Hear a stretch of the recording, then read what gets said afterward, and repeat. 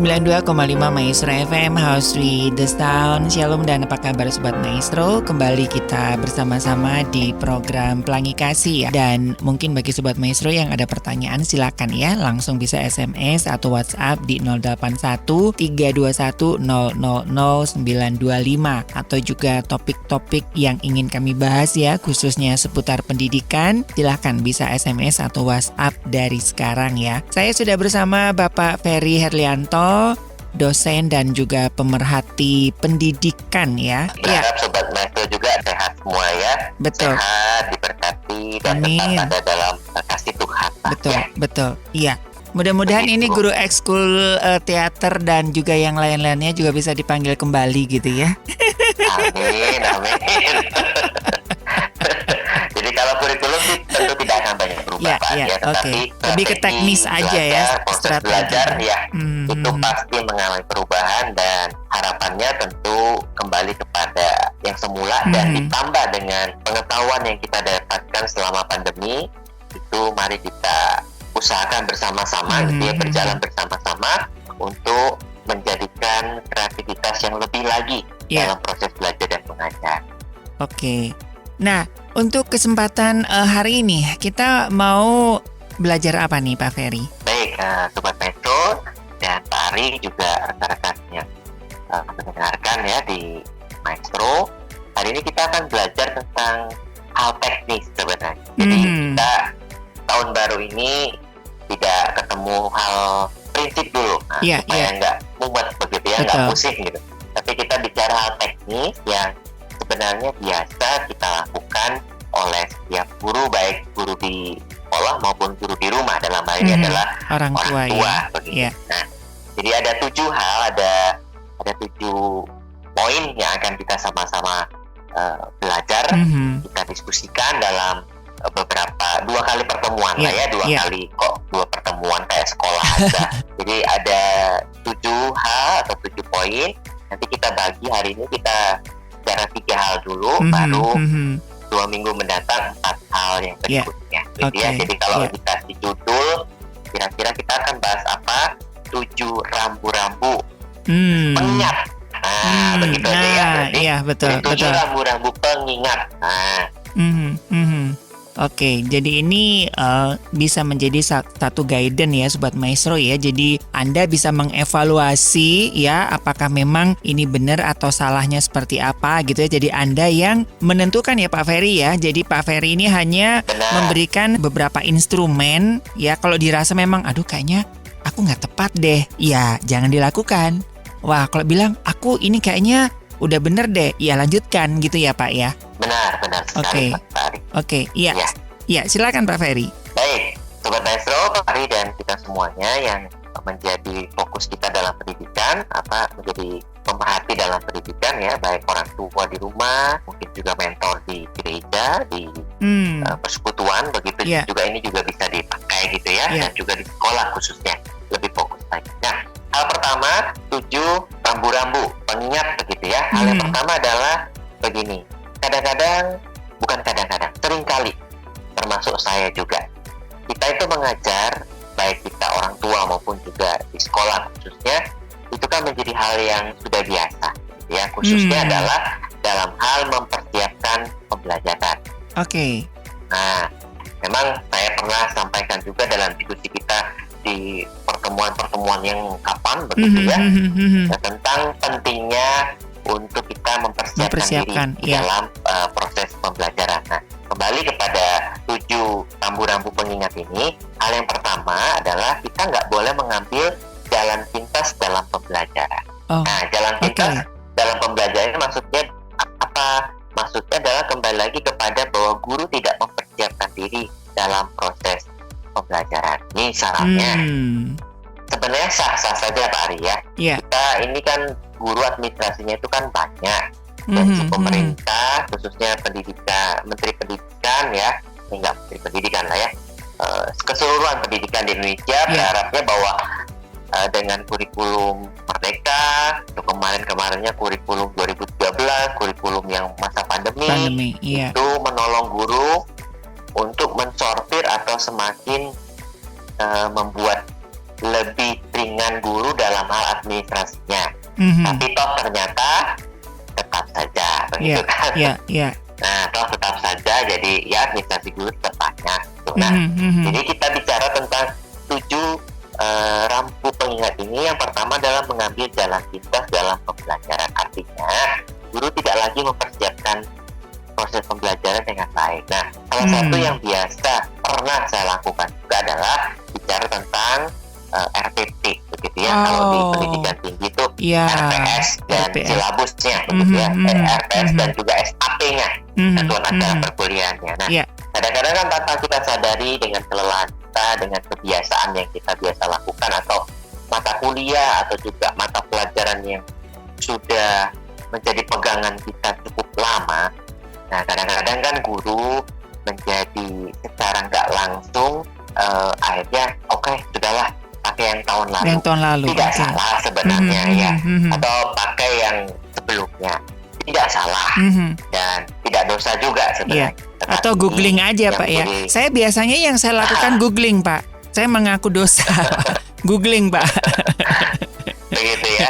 Tidak apa-apa Pak Ari. Justru adanya Google itu kan menolong kita membuka wawasan untuk adanya RPP atau silabus atau juga SAP.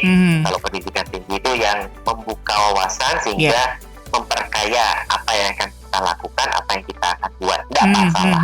Jadi tidak dosa sebenarnya. Nah, hanya yang perlu diperhatikan adalah bahwa perlu disadari kita bahwa cara perkembangan naradidik itu kan berbeda satu dengan yang lain. Iya, betul. Tahu dengan materi yang sama, dengan strategi belajar yang sama, dengan tugas yang sama, dengan kemudian PowerPoint yang sama, anggaplah begitu ya, atau dengan bobot materi yang sama, kan belum tentu cocok dengan naradidik yang sekarang akan kita layani atau yang sekarang kita didik.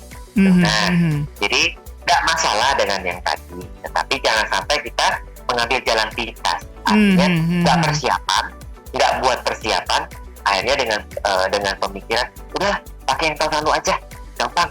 Yang penting kan ada RPP-nya, apalagi bagian kurikulum sudah udah ngejar-ngejar gitu ya. Bukan kurikulum, udah ngejar-ngejar kan, deadline-nya sudah sampai nih. Ya udahlah, pakai yang tahun lalu. Nah, ini yang dimaksud dengan 7 rambu pengingat.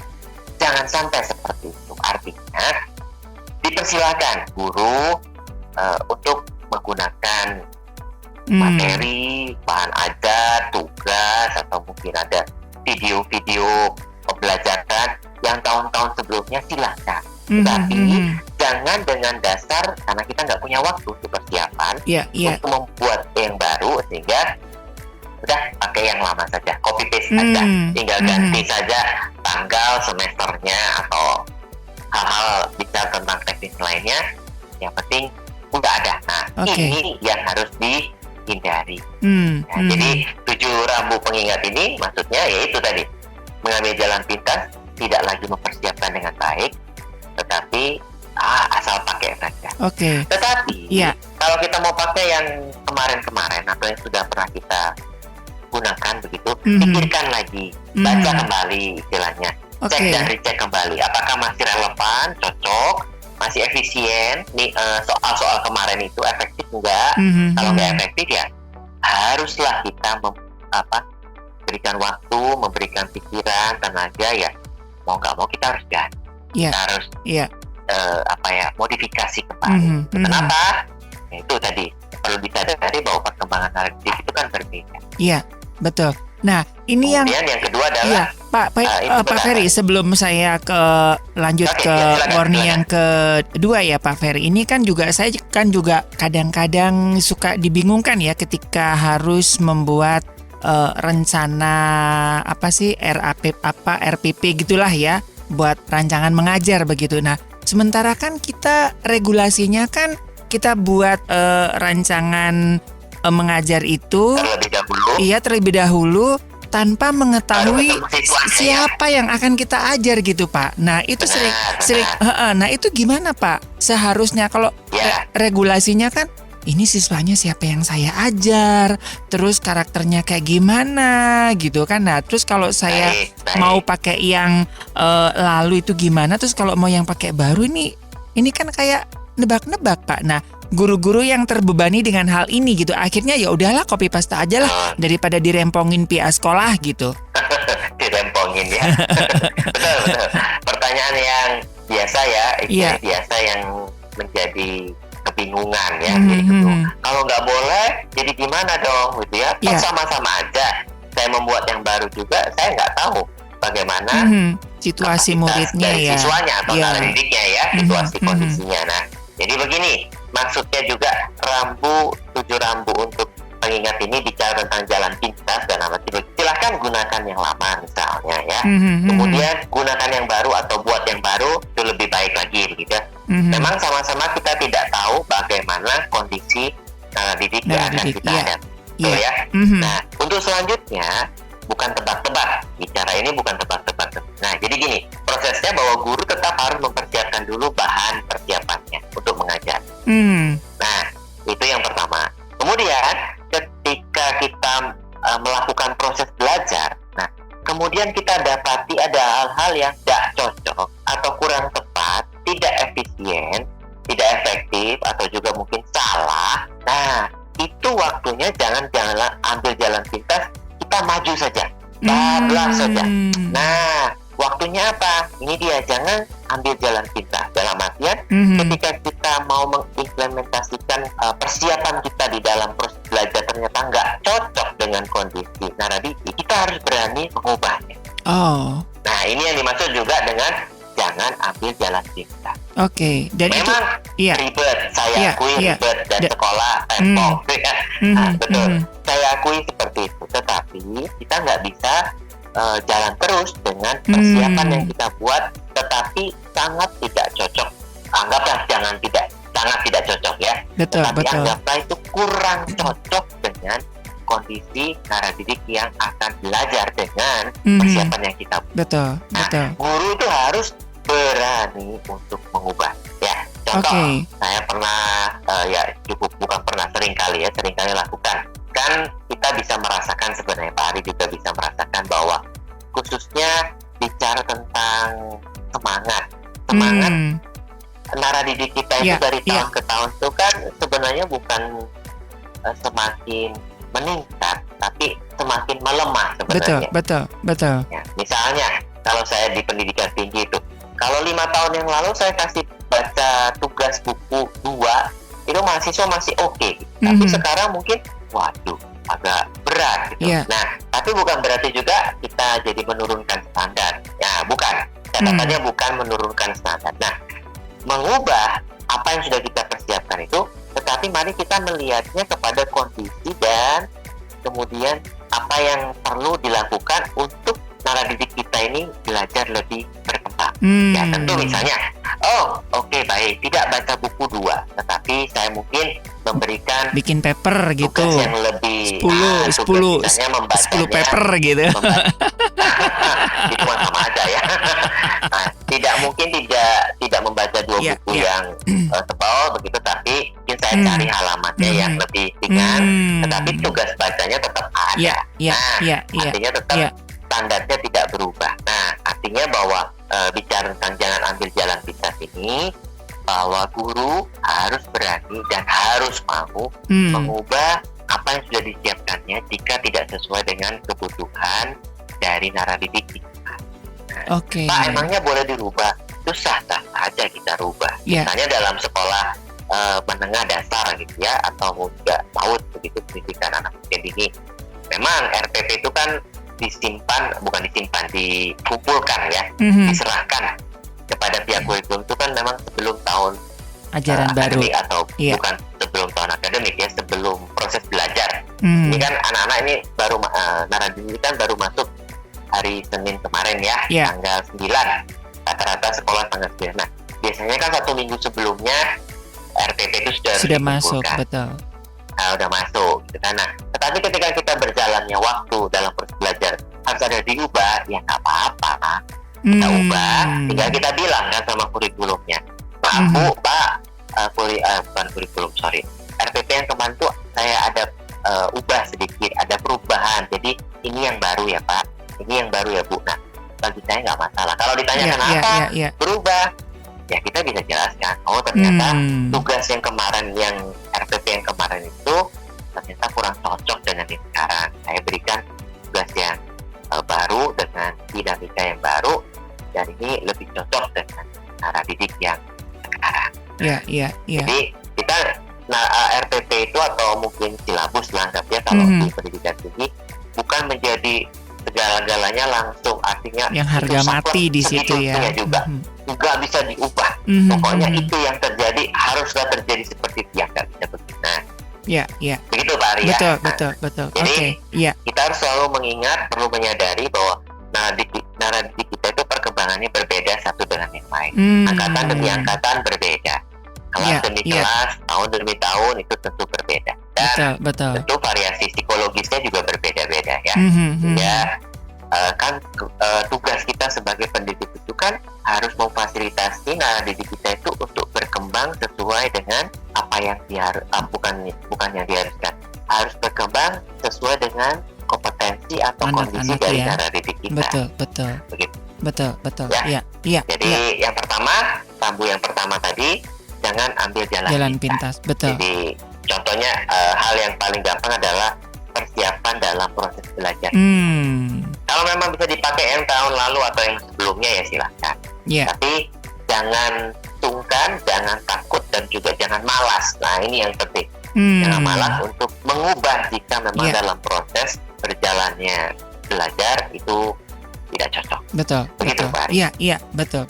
Dan ini sudah clear ya Sobat Maestro ya. Langkah selanjutnya nih Pak Ferry, yang jadi rambu-rambu ya. Baik. Setelah kita untuk tidak rambu yang jalan kedua. Pintas. Iya. Rambu yang kedua adalah bicara tentang tingkah laku nara didik. Sekali lagi, yang tadi saya katakan di awal bahwa kita mengajar itu, apalagi kita mengajar misalnya mengajar di kelas yang sama gitu ya, di kelas 3 misalkan, jadi guru kelas di kelas 3 atau yang SMA kalau guru kelas di kelas 11 misalnya. Memang kita kelasnya memang nggak berubah, atau dalam tanda kutip jabatan kita guru kelasnya di kelas tertentu tidak berubah, tetapi kan nara didik yang masuk berubah. Ke kelas kita berubah. Nah, jadi hal yang kedua adalah rambu pengingatnya adalah jangan menunggu nara didik itu berperilaku negatif. Nah, maksudnya apa nih? Nah, kita perlu sadar gini, beberapa nara didik itu di kelas kita, baik kelas besar maupun yang kelas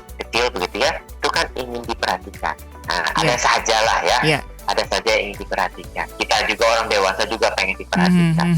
Jadi wajar-wajar saja kan sebenarnya pengen diperhatikan ya. Tapi kan perlu disadari juga bahwa ketika kita di kelas ya pendidikan yang formal, kan tidak mungkin kita memperhatikan semua hanya satu dua nara didik saja, tetapi kita diharapkan terpanggil memperhatikan ya menyeluruh minimal rata, walaupun tetap kita punya fokus satu dua nara didik atau tiga gitu ya, yang ya istilahnya perlu kita tolong untuk lebih diperhatikan gitu kan. Nah, kemudian kita perlu sadar juga bahwa kadang-kadang kita juga sering mengabaikan perkembangan kepribadian nara didik. Artinya gini, kadang-kadang kita lupa bahwa nara didik kita ini sudah berkembang. Nah, seperti kemarin kan kita semester 1 ya, semester 1. Masuk semester 2 ini kan tentu ada perubahan. Betul. Ketika mereka liburan di rumah, mereka liburan sama orang tuanya, mungkin mereka ada mengisi liburan kemarin dengan satu aktivitas yang membangun kehidupan mereka. Tentu ketika masuk sekarang jauh lebih berubah. Mungkin yang tahun lalu ini yang TK gitu ya, karena sekarang tempat tinggal saya itu kan bersebelahan ya dengan sekolah. Nah, jadi khususnya sekolah TK ya PAUD gitu. Nah, kalau tahun lalu ya, betul ya, tahun lalu semester lalu tuh cukup sering saya masih mendengar pagi-pagi itu anak menangis. Betul. Nah, biasalah anak TK ya, diantar bapak ibunya, diantar pengasuh atau diantar yang mengantar, tidak mau sekolah, masih pengen di rumah nangis. Tapi semester ini ketika hari Senin kemarin masuk ya, sampai hari Kamis sekarang, hari Rabu gitu ya, hari Rabu sekarang ini sekarang sudah jarang saya mendengar tangisan. Palingan 1-2 lagi. Itu pun sudah nggak di pagi hari, tapi agak siang, mungkin lagi tantrumnya siang hari gitu ya. Tapi waktu di awal kemarin, aduh, udah pagi-pagi riuh tuh ya. bisa Udah kayak anak ayam. Nah, Anak ayam kehilangan induk. jadi perlu kita perhatikan bahwa kepribadian naradidik kita atau naradidik kita itu mengalami perkembangan walaupun hanya dalam beberapa minggu. Nah, jadi kita sebagai pendidik dengan 7 rambu ini, hal yang kedua adalah jangan menunggu naradidik berperilaku negatif. Nah, misalnya apa? Misalnya begini, kita bisa lakukan hal yang pertama adalah jangan menunggu perilaku negatif itu. Misalnya kita mereview apa yang menjadi regulasi kelas kita. Iya. Nah, kita review. Semester lalu harapannya begini. Nah, semester ini harapannya tetap sama, atau mungkin dengan harapannya lebih baru. Misalnya kalau di sekolah itu kan banyaknya sekarang panggilnya Mister dan Miss gitu ya.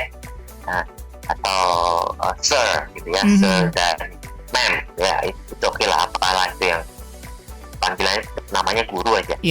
Atau Bapak Ibu. Nah, semester lalu Bapak berharap bahwa rekan-rekan kalian masuk tepat waktu, tidak ada yang terlambat, dan sudah bagus, sudah nggak ada yang terlambat. Nah, semester ini mari kita tingkatkan. Nah, itu kan mereview. Supaya apa? Tadi itu, jangan tunggu naradidik itu berperilaku negatif. Artinya jangan tunggu anak terlambat dulu. Dengan harapan, dengan pemikiran kita, memang betul, tidak salah sih berharap. Tahun lalu sudah nggak ada yang terlambat, pasti tahun ini juga nggak ada yang terlambat. Belum tentu seperti itu. Memang harapannya begitu. Kan perkembangan selama liburan kemarin bisa negatif, bisa positif. Betul. Mungkin selama liburan tidur terus, bangunnya siang jam 10. Nah, itu kan berarti perkembangan negatif. Ya, syukur kalau ada perkembangan positif. Jadi jangan tunggu naradidik kita itu berperilaku negatif. Salah satu yang bisa kita lakukan adalah tadi mereview kembali hal-hal regulasi atau juga aturan yang akan kita gunakan di dalam semester. Supaya ya, karena kalau anak lupa kan gampang ya. Naradidik kita bilang, ini kenapa kok sekarang terlambat? Iya, Mister, lupa. Kita mau bicara apa kalau lupa? Karena kita memang tidak mereview kan? Soal mereview ini kan kita kembali kepada, kalau kita bicara Alkitab, orang tua, khususnya orang tua Israel ya, konteksnya orang tua Israel, kan Tuhan minta ketika mereka mendidik anak mereka mengasihi Tuhan itu harus mengajarkannya berulang-ulang. Nah, ambil prinsip itu berarti sebagai guru, mari kita jangan menunggu sudah salah baru kita tegur. Tapi mari kita tindakan preventifnya adalah misalnya dengan cara tadi, review kembali aturan, review kembali hal-hal yang diharapkan di dalam kelas kita. Betul. Kemudian ya kita juga belajar dari semester lalu, disiplin yang kita terapkan. Kalau memang semester lalu disiplin yang kita terapkan tidak cocok, tidak efektif, begitu tidak efisien, ya harus berani kita mengubah. Jadi jangan sampai dilanjutkan lagi toh. Betul. Tidak berdampak apa-apa, begitu kan ya. Betul. Memang ini harus proaktif banget ya Pak Ferry ya. Kadang-kadang kan memang ya itu tadi lah ya, seperti Pak Ferry katakan bahwa kan ya memang kita sebagai guru nggak berubah misalnya ya, tetapi kan naradidik kita kan juga berubah, ataupun juga jeda waktu liburan pun itu akan membawa satu perubahan ya, baik positif atau negatif begitu ya. Jadi Iya, betul. Nah, jadi tadi saya katakan di awal bahwa kita bicara hal teknis. Jadi hal yang kedua, rambu pengingat yang kedua adalah tolong para guru tidak menunggu naradidik kita berperilaku negatif. Nah, termasuk juga kalau kita lihat konteks rumah sekarang ya, kita konteksnya orang tua. Nah, kemarin Bapak Ibu liburan, saya yakin ya termasuk saya juga begitu ya, tentu agak membebaskan anak-anak kita. Ya, khususnya adalah waktu belajar. Kalau kemarin liburan kan tentu tidak ada waktu belajar ya, betul Pak Ari ya.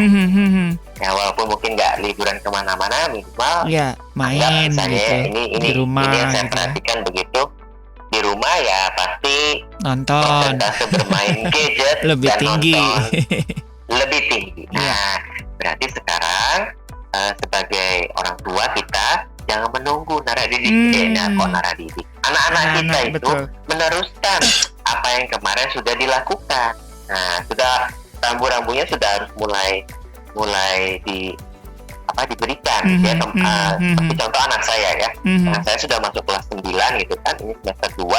Nah, kalau kelas 9 kan sudah mulai banyak. Semester 2 itu banyak ujian atau tes lah ya untuk mempersiapkan di ujian akhir sekolahnya gitu ya.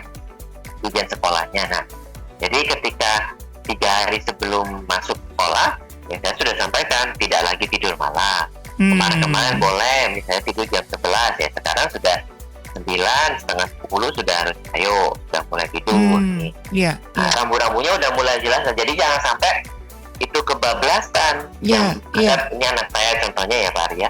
Ya, kebablasan jam 11, kemudian kita nggak mengingatkan, nggak mereview, bablas terus ini sampai sudah seminggu ini jalan tidur jam 11 lalu terlambat bangun.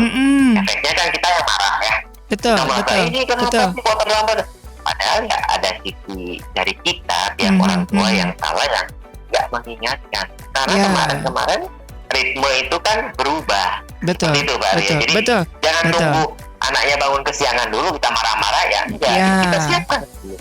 Betul.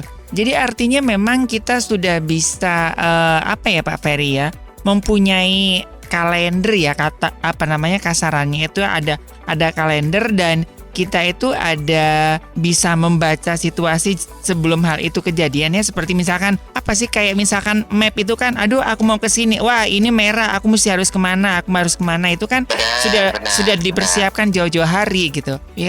Pengumuman dari sekolah nggak ada, kamu itu kan yang sekolah siapa, bukan papa mama kan. Jadi hal yang kedua, rambu yang kedua itu Pak Ari ya tadi ya. Jadi jangan tunggu naradidik kita itu anak-anak kita itu berperilaku negatif. Iya. Karena memang pasti banyak yang lupa. Hal-hal teknis gitu ya, hal-hal kebiasaan yang sudah sering kita lakukan setelah libur itu pasti ada saja yang lupa. Tapi kan memang juga kebiasaan kita, kalau kita menganggap nggak ada hal yang negatif, itu berarti anak-anak kita oke-oke aja. Padahal kan belum tentu loh Pak ya. Iya, benar Mbak Anis. Jadi kita belum tentu yang nggak berperilaku negatif itu nggak ada masalah. Nggak ada masalah belum gitu. Tentu. Iya. Betul. Jadi memang ini peran aktif. Bersikap positif terus itu.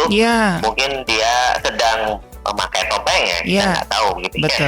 Betul. Nah ini pentingnya ya, sebagai seorang guru, sebagai seorang pendidik yang bisa peka melihat tanda-tanda anak, tanda-tanda zaman.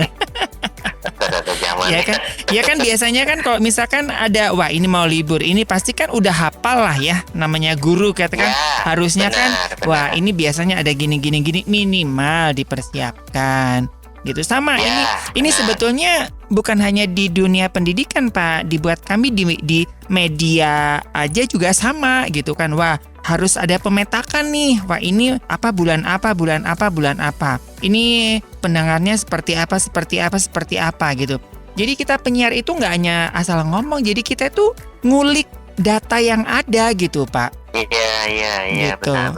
Dan lebih sulit menurut saya. Lebih sulit, iya. Soalnya kan namanya pendengar kan ya kalau anak kan bisa dikondisikan ya, gitu. Tapi yang namanya pendengar kan ya kan ada 1 juta orang maunya 1 juta ya nggak bisa tuh Pak, bingung gitu kan. Nah tapi memang minimal kita sudah bisa memetakan nih, oh ini mau Natal, ini tahun baru, ini mau Imlek, terus ini gimana cara jualannya, oh ini gimana caranya memunculkan sebuah program, wah ini yang menarik apa. Nah itu kan kita sudah ada petanya semuanya gitu Pak. Iya. Peta-peta kebiasaan gitu ya, menjelang ini bagaimana, betul. siaran apa atau program apa yang perlu kita tampilkan atau kita siarkan gitu Pak Ari ya. Betul. Kayaknya lebih sulit ya Pak Ari ya, karena seperti yang tadi Pak Ari sampaikan, ya kita pendengar radio nggak bisa dikondisikan. Nggak bisa kita suruh duduk di dalam ruang kelas. Betul. Tapi memang itu ketika kita bisa melihat peluang-peluang itu jadi poin plus loh Pak. Misalkan kayak di sekolah-sekolah yang tempat lain misalnya kebiasaan liburan ya udah libur, tapi ini ada sekolah yang buat liburan, oh ini anaknya dipakai ada kegiatan apa. Nah itu kan sesuatu yang beda gitu kan, dan akhirnya kan kalau itu positif kan sekolah-sekolah lain ikut gitu kan. Jadi ya itulah, itu kan juga nilai positifnya bukan hanya buat si anak itu juga kan, juga buat lembaga di mana Tuhan tempatkan kita berada gitu kan Pak sebetulnya. Betul sekali. Ya. Jadi bicara tentang jangan menunggu berperilaku buruk ini memang unik ya, karena ya itulah sekali lagi dinamika di dalam kelas itu setiap hari berbeda. Ya. Bisa naik, bisa turun, bisa medium saja. Jadi memang banyak keajaiban lah Pak di situ ya Pak ya. Banyak keajaiban yang Amazing Grace seperti tema Radio Maestro. Betul. Itu sebabnya kita butuh selalu kasih karunia Allah di dalam setiap hari dalam proses pembelajaran ya. Betul. Oke, nah, ini lumayan. Yang ketiga. Waktu kita sudah nggak banyak soalnya. Betul Pak Ferry, silakan Pak Ferry. Nah, jadi sesuai janji kita harus sampai ke hal yang ketiga.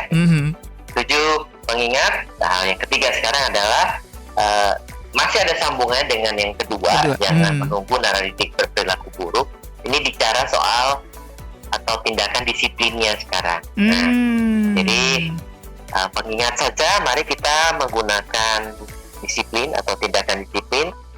Jangan gunakan yang tidak membangun.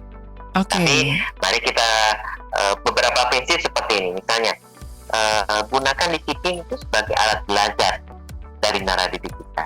Nah, itu sebabnya kemudian makanya kita lihatnya kepada bicara tentang gunakan disiplin sebagai alat belajar. Seberapa sering kita para guru itu atau juga orang tua ketika kita sudah mendisiplin anak atau narasi kita, seberapa sering kita mau follow up-nya setelah itu. Kadang-kadang kan jarang betul. Saya pun pernah melakukan itu di sekolah. Dia dengan kesibukan yang ada, setelah didisiplin begitu, dibiarkan gitu aja. Betul. Tanpa kita sadar bahwa sebenarnya setelah didisiplin itu anak itu belajar sesuatu enggak, atau merasa marah karena dia dihukum gitu ya, atau didisiplin. Hanya sebatas itu saja dia belajar bahwa dia marah, dia nggak suka karena dia didisiplin. Dan dia juga mungkin nggak tahu kenapa dia didisiplin. Nah, ini yang penting kita untuk diingatkan para guru ya, sebelum kita lebih maju kepada proses belajar yang lebih deep ya, tentunya lebih bervariasi lagi di tengah-tengah semester nanti. Mari kita pikirkan, untuk diingat bersama-sama, kita saling mengingatkan begitu ya. Mari jangan gunakan disiplin yang tidak membangun atau pendisiplinan yang tidak membangun. Nah, untuk hal ini ada satu buku Pak Ari, buku yang baik gitu ya, dari James Dobson. Buku ini ditulis ulang di ya.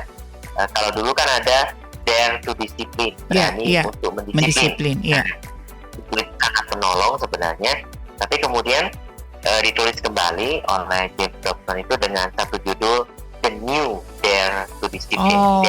Jadi berani untuk mendisiplin dalam versi yang baru. Walaupun tidak banyak berubah secara konsep ya, secara konsep pendisiplinan dalam itu tidak banyak berubah, tapi kasus-kasus James Dobson sudah tambahkan dengan yang masa kini. Nah itu hanya saya sih belum menemukan versi Indonesianya ya, tapi tidak tahu kalau mungkin pendengar Maestro sudah menemukan versi Indonesianya. Yang saya punya masih versi yang berbahasa Inggris. Nah, betul. Salah satu yang disampaikan oleh Bapak James Dobson ini bicara tentang disiplin yang tidak membangun. Itu dia contohkan ketika Amerika pertama kali disibukkan atau menjadi sebuah problem nasional negara begitu ya, tentang free sex.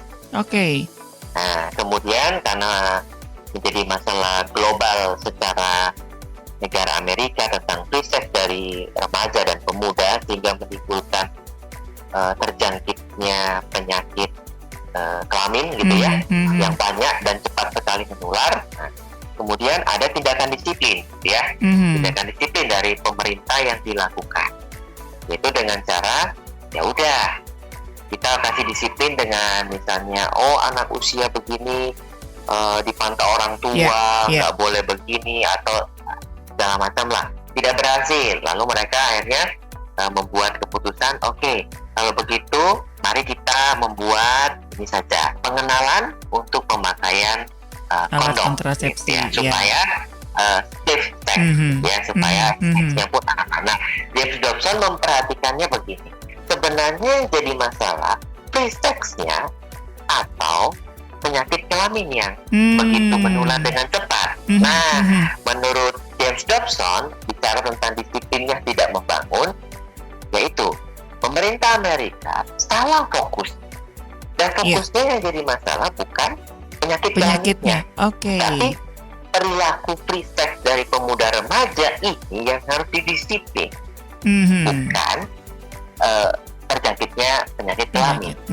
Nah, akibatnya apa? Karena salah fokus atau disiplin yang tidak membangun, menurut James Dobson itu sampaikan dalam buku tersebut, menarik itu, dia berani ngomong bahwa itu tindakan yang salah dari pemerintah Amerika. Dengan adanya kondom, free sex tetap jalan. Tidak menyelesaikan masalah. Memang masalah sakit kelamin, penyakit kelamin agak berkurang, menurun, agak berkurang. Tetapi kan masalahnya free sex-nya tetap jalan. Justru sekarang dengan adanya lebih lagi, Pak. Maaf kata pengaman itu ya, kondom, lebih melegalkan lah kasarannya begitu ya. Betul. Nah, yang sama dari buku itu saya tarik kesimpulan, bicara kita di sekolah dan di rumah, ketika kita membuat tindakan disiplin yang tidak membangun, maka kita akan kehilangan fokusnya dalam kita disiplin. Ya, salah satunya tadi ya. Betul. Naradidik atau anak tersebut tidak belajar mengapa saya disiplin. Mohon maaf tadi Pak Ari sempat mau bicara sesuatu, saya potong ini. Apa? Enggak sih. Enggak. Iya seperti itu. Seperti itu, kadang-kadang memang kita diberhadapkan dengan fokus yang memang sepertinya itu akar masalah, ternyata itu hanya fenomena gunung es gitu. Jadi sepertinya hanya bayang-bayangnya aja yang kita selesaikan, sementara dari intinya yang itu akan tetap jalan terus gitu kan. Sama kan di Indonesia kan juga banyak hal-hal yang seperti itu gitu. Dan yang kedua, memang Bapak James Dobson ini kan memang salah satu orang yang ketika dia mengeluarkan buku, dia akan cek nih dari tahun 80-an gitu kan. Wah, ini kayaknya ini udah nggak cocok deh buku ini. Dia terbitkan lagi dengan versi barunya, revisinya begitu kan. Itu keren ya. Salah satu memang buku yang wajib Anda miliki nih Sobat Maestro. Nggak harus guru, nggak harus konselor ya. Anda harus punya buku-bukunya dari Bapak James Dobson, tapi memang untuk versi Indonesia memang nunggu beberapa tahun ya. untuk diterjemahkan. Atau mungkin saya mendorong Pak Ari saja menerjemahkan buku tersebut ya. Oke, jangan bawa masuk. Bukan Pak Ari saja, dengan tim. Jadi kita kemana ini ya? Balik kepada laptop ini. Oke. Jadi hal ketiga bicara tentang 7 dari pengingat para guru dan pendidik di rumah gitu. Mari kita pikirkan kembali atau refleksikan kembali disiplin-disiplin yang selama ini kita lakukan. Apakah sudah sesuai fokus? Artinya tepat sasaran, tepat waktunya, kemudian yang didisiplin, baik itu naradidik maupun anak kita. Belajar sesuatu dari apa yang kita lakukan dari disiplin tersebut, atau sebenarnya nggak belajar apa-apa, justru menimbulkan kemarahan, sakit hati, atau juga malah ketidaksenangan begitu ya. Ini kalau kita bicara di sekolah formal, ada kan ketika kita memberikan disiplin, nah diri kita malah berbalik tidak senang gitu ya. Tidak senang kita, tidak senang pelajaran kita, yang kemarin-kemarinnya mungkin prestasi baik, kemudian karena tidak suka dengan tindakan disiplin yang kita lakukan, karena ternyata tidak tepat waktu, tidak tepat sasaran, dan tidak belajar sesuatu, sehingga menimbulkan dampak yang tidak baik. Ya tentu ini kan akan mengancam ya, mengancam lah saya katakan pakai kata mengancam perkembangan dari naratif tersebut. Ya, wah ini sebetulnya masih banyak yang kayaknya di rambu yang ketiga ini akan begitu memunculkan banyak pertanyaan ya Pak ya, karena memang ini seperti pro dan kontra begitu ya mengenai disiplin ini ya. Ya, mudah-mudahan ini juga bisa memancing Sobat Maestro ya untuk boleh berdiskusi bersama bagi orang tua, pendidik, siapapun gitu ya. Oke, Pak Ferry, waktu kita nggak cukup banyak nih Pak Ferry. Aduh, ini nggak terasa kayaknya baru opening tapi sudah hampir 1 jam nih. Nah, kira-kira apa yang bisa kita simpulkan sedikit dari 3 rambu yang sudah kita bahas hari ini Pak Ferry? Simpulannya adalah kita sebagai pendidik atau guru ya, atau pendidik di rumah orang tua, kita nggak boleh, artinya tidak boleh untuk tidak berubah ya. Nah, dan harus rendah hati. Nah ini dia, rendah hati tentu kita akan ada kaitannya dengan mau belajar lagi. Rendah hati berarti kita mau mengakui kesalahan kita. Rendah hati berarti kita mau mengakui bahwa diri kita itu tidak sempurna. Jadi kita masih perlu terus mendapatkan masukan-masukan. Kita masih perlu terus mengembangkan diri. Dan kita juga sebagai manusia dewasa juga mengalami perkembangan ya. Betul. Kemarin tahun lalu kita bisa lari 100 keliling gitu ya, tapi sekarang tambah usia ternyata nggak bisa lagi 100.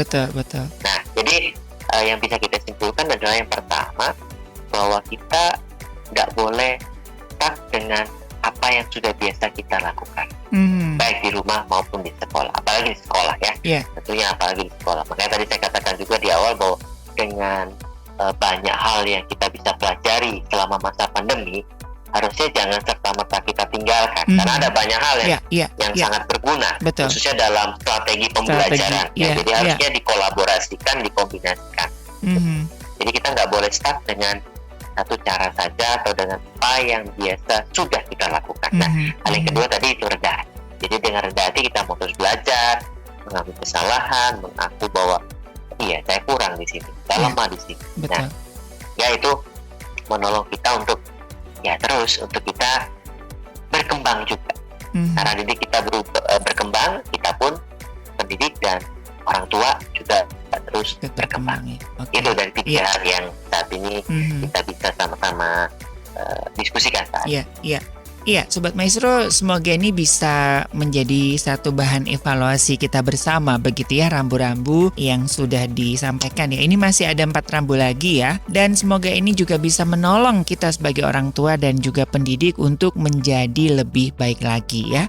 Baik Pak Ferry, sekali lagi terima kasih untuk hari ini sudah. Terima kasih kembali. Baik Sobat Maestro, dari Gerang Maestro Jalan Kaca Piring 12 Bandung, saya Ari dan juga Bapak Ferry Herlianto, dosen dan juga pemerhati pendidikan, mengundurkan diri dari program Pelangi Kasih. Sampai berjumpa di program Pelangi Kasih selanjutnya. Tetap jaga protokoler kesehatan dan Tuhan memberkati.